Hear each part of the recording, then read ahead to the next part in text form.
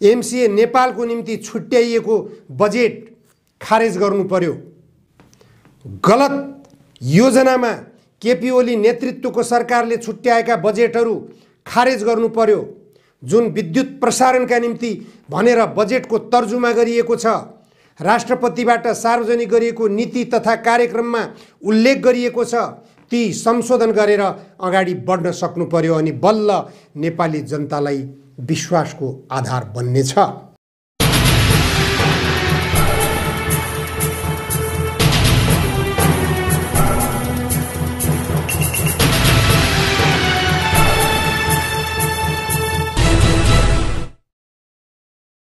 आजको जनचासोको 73औं श्रृङ्खलामा जनधारणा खबरमा यहाँहरूलाई स्वागत छ। देशमा नयाँ राजनीतिक ध्रुवीकरणको सङ्केत देखिएको छ। सत्ता गठबन्धन दलभित्र चिरा पर्ने बलियो सम्भावना यसले देखाउँछ। प्रचण्ड, बाबुराम र माधव नेपाल बीच छुट्टै गठबन्धन बन्ने र यस गठबन्धनमा उपेन्द्र यादव पनि सामेल हुने लक्षण देखिएको छ। आन्तरिक रूपमा भित्रभित्रै यस्ता संवाद सघन रूपमा भइरहेको जानकारी प्राप्त भएको छ। यो गठबन्धनका निम्ति दलहरूबीच खास गरेर 3 दल, जनता समाजवादी पार्टी, माओवादी केन्द्र र नेकपा एमालेबाट चुइटिएको माधव नेपाल समूह, यी 3 पार्टीबीच अब कम्युनिस्ट आवरण छोडेर अगाडि बढ्ने, समाजवादको गन्तव्य लिने भन्ने समझदारी भएको बुझिन्छ। यसले गर्दा के देखिन्छ त भने प्रचण्ड पनि बाबुरामको लाइनमा गइसक्नु भएको छ। बाबुरामको राजनीतिक विश्लेषणले प्रचण्डमाथि जबरजस्त प्रभाव पारेको देखिन्छ। हुन त जनयुद्ध स्थगनपछि शान्ति प्रक्रियामा आइसकेपछि प्रचण्ड र बाबुराममा कम्युनिस्ट आवरण मात्र देखा परेको थियो। उहाँहरूले राजनीतिक रूपमा आफूहरूलाई गैर कम्युनिस्ट कित्तामा उभ्याइसक्नु भएको स्पष्ट हुन्थ्यो। तथापि यो गठबन्धनले एक किसिमको उत्साह पनि जनस्तरमा देखाउँछ। बिग्रिएर गलत धारमा जानु, राष्ट्रघातमा जानु, जनघातमा जानुभन्दा समाजवादको गन्तव्य लिन्छन् यी 3 दलहरूले भनेपछि त्यो देशका निम्ति र नेपाली जनताका निम्ति सुखद समाचार हुनेछ। सुखद परिणाम पनि त्यसले दिन सक्छ। तर कति विश्वास गर्ने, उहाँहरूको गतिविधि देख्दा, उहाँहरूको प्रस्तुति देख्दा, चाहे उपेन्द्र यादवको भनौँ, चाहे बाबुरामजीको भनौँ, चाहे प्रचण्डजीको भनौँ, चाहे माधव नेपालजीको भनौँ, उहाँहरू भारतीय राजनीतिक मित्रहरूसँग जहिल्यै पनि समान किसिमको हैसियतमा आफूलाई प्रस्तुत गर्न सकिरहनु भएको छैन। जहिले पनि लत्रिएर, जहिले पनि लम्पसार परेर, जहिले पनि भारतीय नेताहरूकै स्वार्थमा घिसारिएर गइराख्नु भएको छ। देशको जलसम्पदा सबै भारतलाई हस्तान्तरण भइसकेको छ। सीमा अतिक्रमण भारतबाट भइरहँदा पनि उहाँहरू तैचुप मैचुपको अवस्थाबाट घिसारिनु भएको अवस्थाले उहाँहरूबाट त्यति धेरै आशा गर्न सकिँदैन। तथापि केही नहुनुभन्दा थोरै भए पनि प्राप्ति होस् भन्ने चाहना आम नेपाली जनताको हुनु स्वाभाविक हो। यस्तो यदि भइहाल्यो भने यसको परिणाम के हुन सक्छ?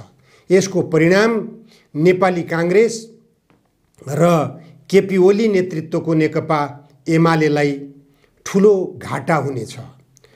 परिणामले यी दुवै कांग्रेस र एमाले पार्टीलाई पछाडि धकेल्ने, निर्वाचनमा पराजित गराउने, शक्तिहीन बनाउने वातावरण देखा परेको छ। सबैमा आशंका पैदा भएको थियो।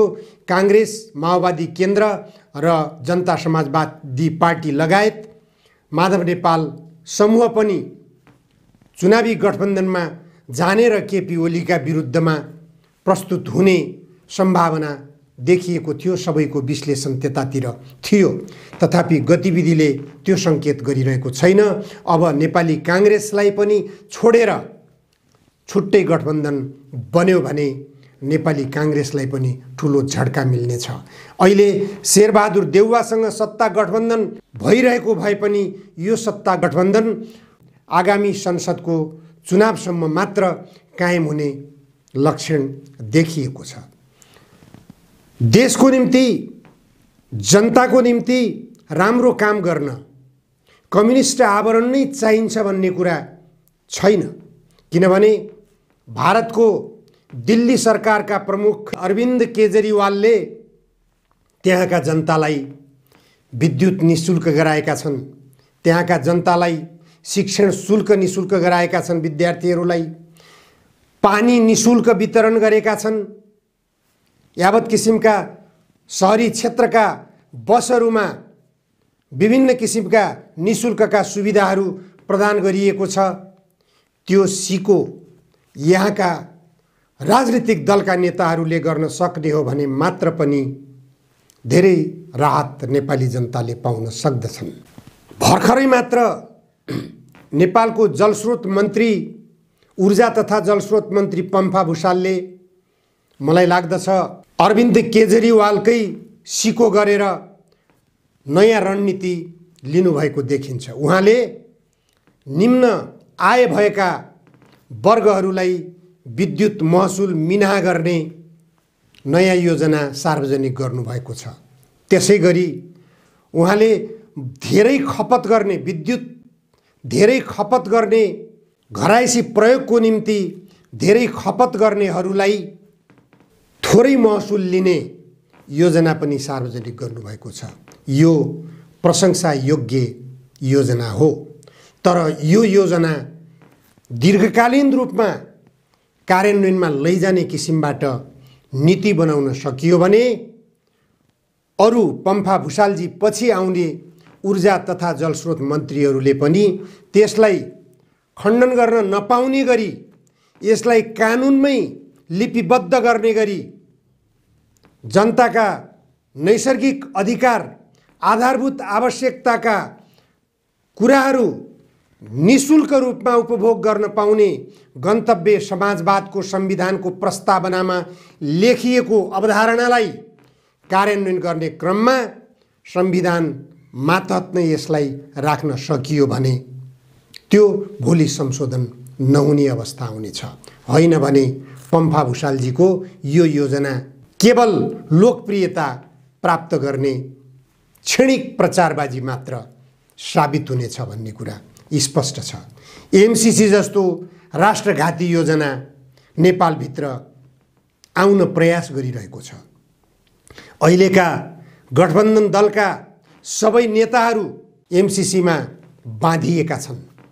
यिनीहरूकै कार्यकालमा एमसीसी सम्झौता भएर एमसीए नेपाल कार्यान्वयनमा छ। एमसीए नेपालले विद्युत प्रसारणका नाममा जङ्गल फडानी गरिरहेको छ।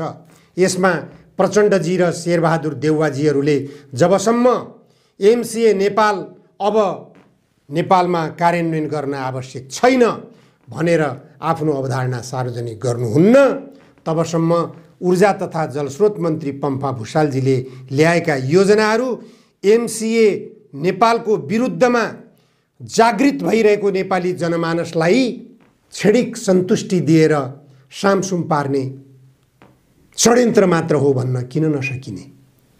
अर्थमन्त्रीले त्यस्तै किसिमका योजनाहरू सार्वजनिक गर्न सक्नुपर्छ। एमसीए नेपालको निम्ति छुट्याइएको बजेट खारेज गर्नु पर्यो। गलत योजनामा केपी ओली नेतृत्वको सरकारले छुट्याएका बजेटहरू खारेज गर्नु पर्यो। जुन विद्युत प्रसारणका निम्ति भनेर बजेटको तर्जुमा गरिएको छ, राष्ट्रपतिबाट सार्वजनिक गरिएको नीति तथा कार्यक्रममा उल्लेख गरिएको छ, ती संशोधन गरेर अगाडि बढ्न सक्नु पर्यो। अनि बल्ल नेपाली जनतालाई विश्वासको आधार बन्नेछ। विश्वासिलो काम गर्ने हो भने तुरुन्त शिक्षा मन्त्रालय मातहतका सबै विद्यालयहरूमा अवधारणा पत्र सार्वजनिक गर्नु पर्यो सरकारले कि विद्यार्थीहरूलाई शिक्षण शुल्क मिनाहा गरिएको छ। निजी विद्यालयहरूलाई सरकारले बिहोर्नु पर्यो। सरकारले विद्यार्थीहरूमाथि शोषण भइरहेको यो अवस्थाको अन्त्य कसरी गर्ने त्यसतर्फ योजना सार्वजनिक गर्न सक्नु पर्यो। स्वास्थ्य मन्त्रालय मातहतबाट स्वास्थ्य क्षेत्रमा जनता लुटिएका छन्। अस्पतालहरूबाट जनता लुटिएको देखिराख्नु भएको छ। नेताहरू ठुलो रोग लाग्यो भने उपचार गर्न राज्यको ढुकुटी खर्च गरेर बाहिर मुलुकमा उपचार गर्न जानुहुन्छ, तर नेपाली जनताले नेपालभित्र उपचार गर्दा ठुलो खर्च गर्नुपर्छ। विदेशमा गएर पनि गर्न नलाग्ने खालको खर्च यहाँ लगानी गर्नुपर्ने बाध्यता नेपाली जनतालाई भइरहेको छ। यो बाध्यताबाट नेपाली जनतालाई कसले उन्मुक्ति दिने? स्वास्थ्य मन्त्रालयले जारी गर्नु पर्यो अवधारणा पत्र।